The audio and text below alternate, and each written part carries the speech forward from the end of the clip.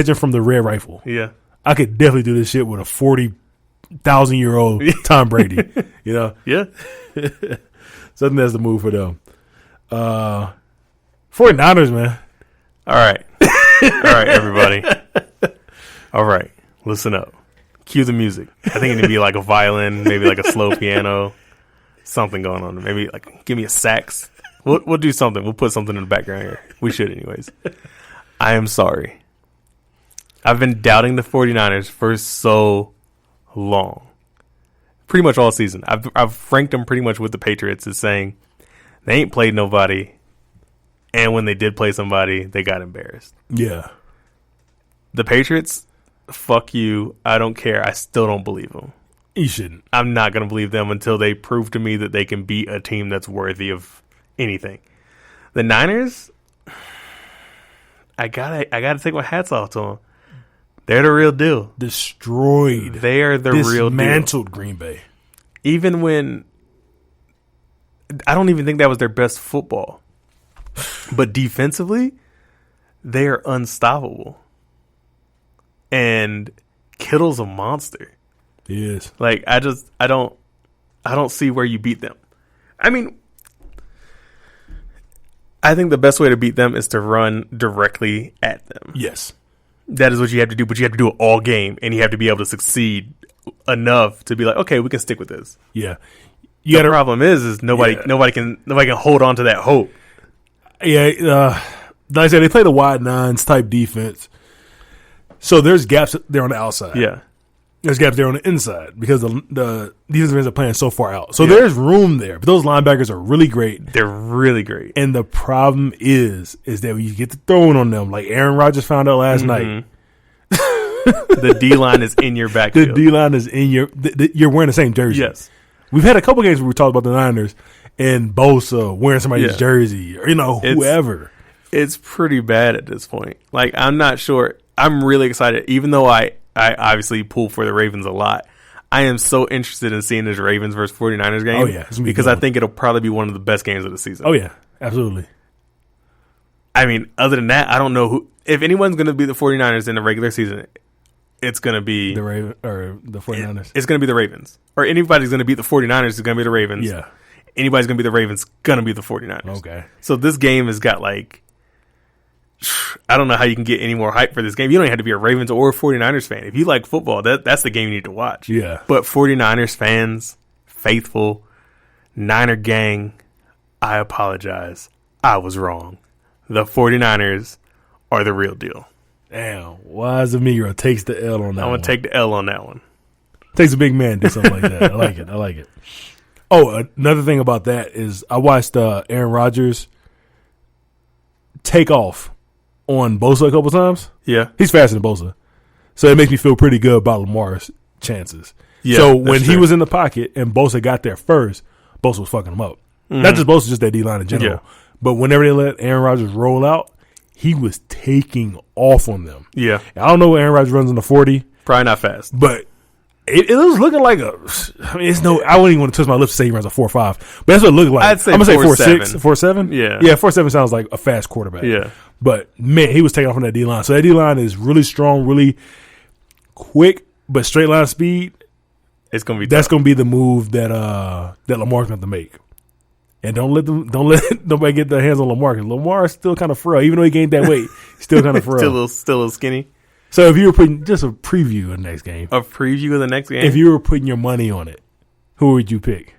For the Ravens and the Niners? Yeah. Huh. Now keep in mind, the way that somebody's going to beat the Niners is by running at them up the middle in those gaps. I would take the Ravens just because it's a home game for the Ravens, so they got to come to Baltimore. I'm not sure anybody in the NFL has an answer for Lamar Jackson. You can't duplicate it in your practice, so you'll never be ready for it in a game. Yeah. If the Ravens can somehow bottle up, you're obviously not going to shut them down, but if you can bottle up Kittle, I think a Ravens win is there. That's the other thing. Kittle's not a normal tight end. Yep. You got to basically cover him with a corner. Yeah. Or a really good safety. But you got to put a big corner on him. Yeah. Or he's just going to fucking manhandle him. Yeah. Yep. Yeah, that's gonna be, I can't wait to see that. Yeah, game. that'll be a good game. Can't wait to see that one. Speaking of Lamar, I was thinking. What's up? I think the way Lamar is playing, Okay, and also not just Lamar, but just the way the NFL is going in general. Yeah, there's always been a copycat league, but also with it being a copycat league, there's been a type of quarterback that's been neglected. Mm-hmm. We see Lamar, a Cam Newton, a guy that's I wouldn't say rush first. Mike Vick definitely was, but let's say that a third of his game is rushing. Mm-hmm. We've only seen this a couple times because usually when they get to the league, they make those guys switch positions. Yeah. I think Lamar is about to open the floodgates for this type of quarterback. Really? Yeah. I don't think that there's too many Lamars on the market. Okay, yeah. Because, obviously. I mean, dude runs a 4.3. Yeah. And even when you're talking about going to get the best receivers, it's hard to get guys that run 4.3s, This is true, too. cornerbacks, guys that are supposed to be fast. But I think Lamar is about to open up the market for guys that are in college that are running the type of offense that Cam Newton ran, where he's scoring a lot on the ground. Yeah. And remember this one guy played for Michigan, Denard Robertson. Oh shit, I can't even remember. Damn, it was a few years ago. But he's a very small version of Cam, the way they played him in that offense. Okay. Not a senior, because the senior, a different coach came and they tried to make him a pro quarterback. But it was a lot of fake the handoff, one read, like RPO type shit. But instead of like actually handing the ball off, it's either throw it to the tight end or take off running yourself. Yeah. And we're seeing a lot of that with Lamar too. There's a lot of these guys that have been through college but had to turn to receiver. In the case of Denard, he had to switch to running back and he went to Jacksonville. Okay. If anybody remembers that guy. I think he's about to open up the floodgates for that wave of guys to come to the NFL. I could see it, but it won't happen for you. It'll be like onesies, twosies, full, just flowing into the league until maybe like 2 or 3 years from now. To see how it works out. I feel like what the problem is right now is college is still so closely related to the NFL in the fact that college is just spread offenses. Mm-hmm. So your quarterback is just a fucking gunslinger. Yeah. So until they can get away from that prototype that they've been trying to build for the NFL because the NFL was so pass heavy for a while. Yeah. They're gonna have to next recruiting class we'll go get us a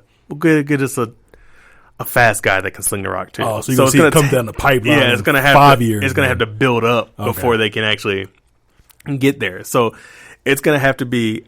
I think for that to happen, it's gonna have to be multiple years of Lamar and Kyler just destroying the NFL. And then also the thing that can make it really good is if Jalen Hurts comes out next year. If he comes out because he's that type of quarterback and he has success, then NFL execs are like, bro. Yeah, there's 3 of these dudes in the league that are just killing it. Yeah. So then the college coaches will be like, well, if this is what the NFL wants, well, let's start grabbing us some fucking quarterbacks that can run a 4.5, 4.4. Yeah. And then there you got it. Now the NFL goes back to just running the fucking football. Then running backs get bigger. Then linebackers get bigger. Outside linebackers don't get bigger, but we'll say inside linebackers get bigger. Oh, so you're saying a whole shift. It can shift the whole NFL. Huh. Because if now we start going towards a run-heavy NFL, you don't want your linebackers being 220 fucking pounds. But they're also chasing Lamar. That's what I'm saying, not your middle linebackers. Okay. You don't want your middle linebackers being 220 pounds. If your quarterback, if the offense you're facing is running an RPO with a 240-pound running back. Yeah. You don't want that. Yeah, you don't want that. So you can keep your outside linebackers as rangy, but your middle linebackers are going to have to change. Not going back to the old days of fucking 2000 where your middle linebackers were 260. Yeah. But it's going to start changing the way positions are seen. Your strong safeties are going to go be more of a Tony Jefferson fucking linebacker type of safety. Yeah. And I think it changes the whole NFL, though. I'm with it. I'm with it. Oh, I just Googled the guy. It's Denard Robinson, so I got his name right.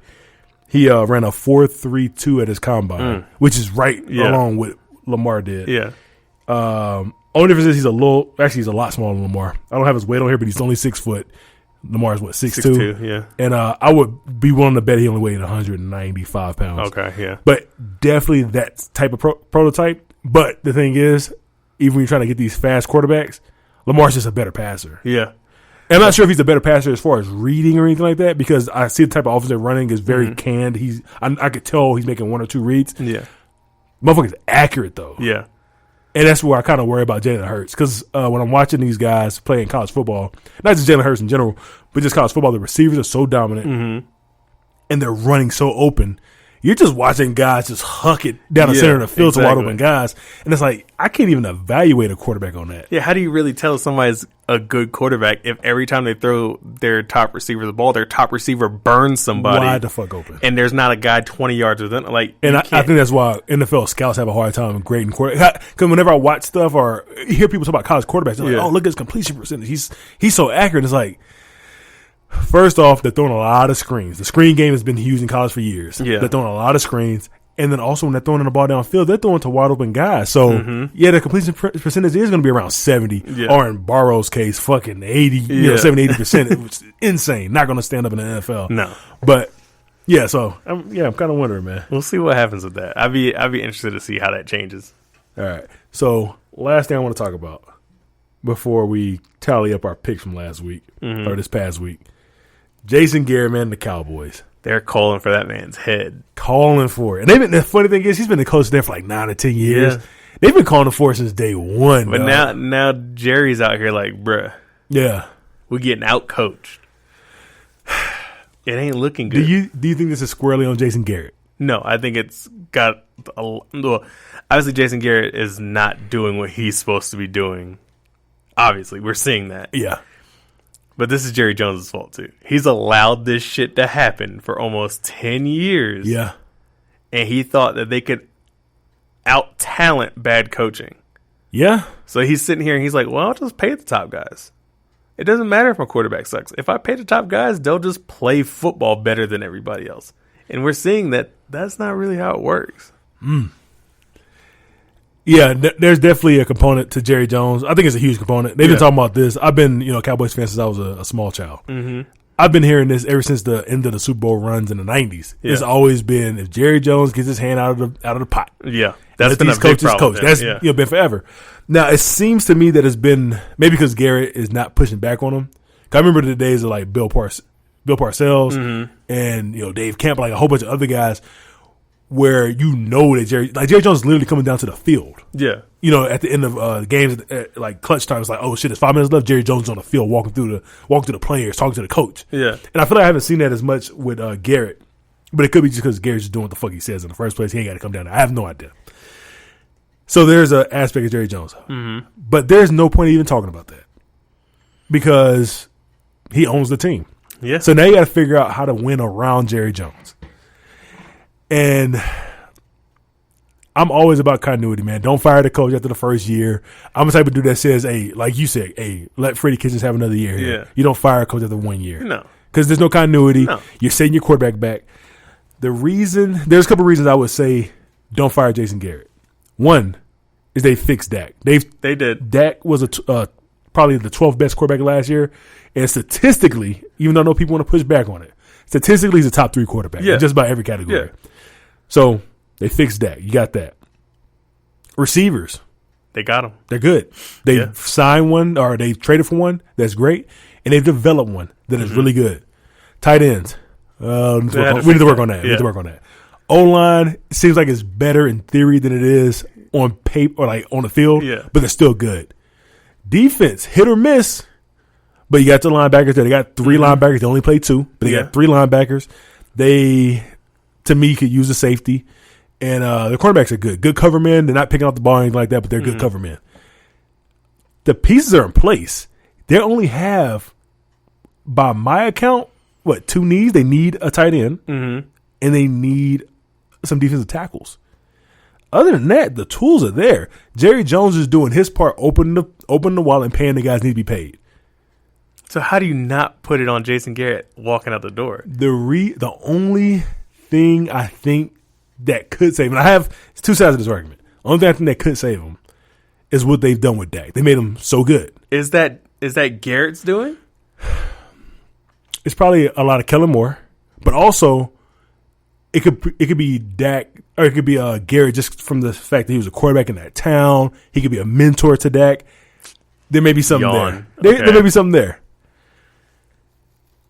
The downside to it, though, is that when they look good on defense and they look good on offense, their special teams. Their special teams. Like their special teams was